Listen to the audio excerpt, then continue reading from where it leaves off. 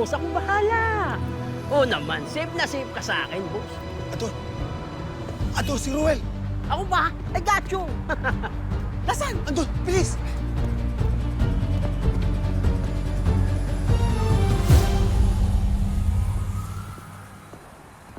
Nasaan na? Sigurado ka ba? Si Ruel yung nakita mo? Oo, nakita ko dumaan dito. May kausap sa phone. Eh, nasaan na nga? Eh, hindi ko lang sigurado kung saan pumunta. Hindi mabuti pa maghiwalay tayo. Susundan ko dito, ikutan mo sa kabila. Oo, sige, sige, sige. Mag-iingat ka. Ikaw din.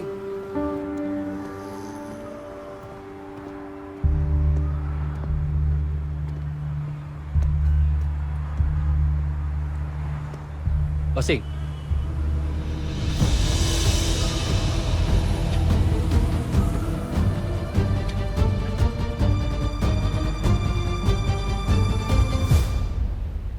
Kalimutan mo na si Chloe.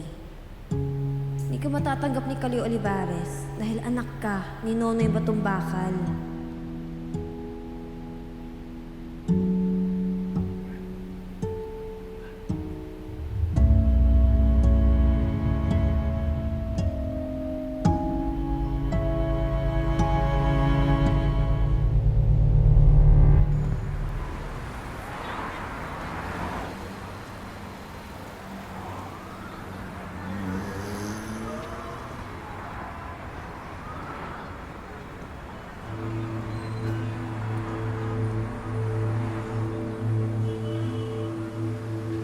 Kaya naman, pinuntahan niyo pa ako dito.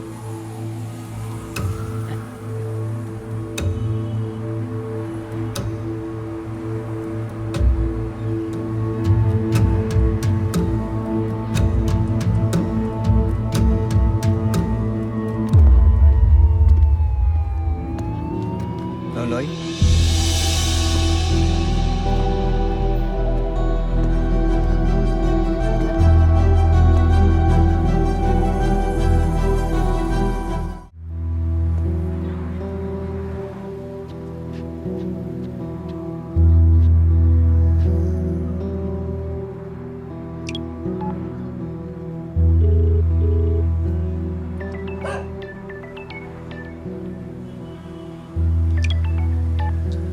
Hello, Ador. Anong nahanap mo ba dyan? Wala, Beshi. Negative. Naliligaw na nga ako eh.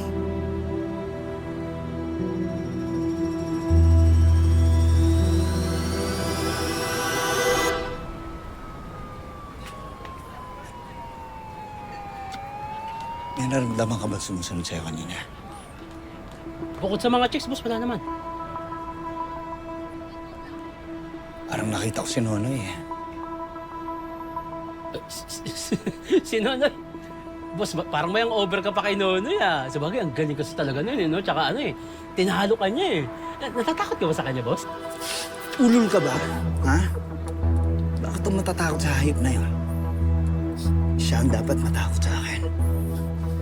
Dahil nahuli siya sa palingin ko.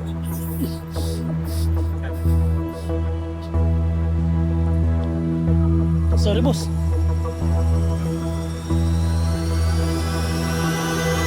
Nakalusot lang yung Ruel na yan eh. Pero hindi na siya makakatakas sa akin.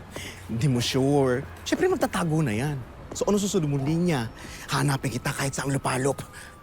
Kadiri, parang di bagay sa akin. Di bagay sa akin maging maangas. Diyos ko. Pa, anong ginagawa niyo rito? Hindi, Noy, kasi tinip ko rin kay Mang Doming tong location. Eh, hinahanap din namin si Ruel eh. It's a tie ang mag-ama. Pa, alam ko, marami tayong hindi pagkakaintindihan. Pero pareho tayo nagmamalasakit kay Makmak. Akala mo, tapos na ako sa anak mong pasaway.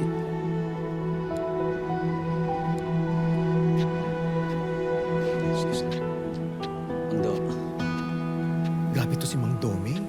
Ang tigas-tigas, taas-taas ng moon.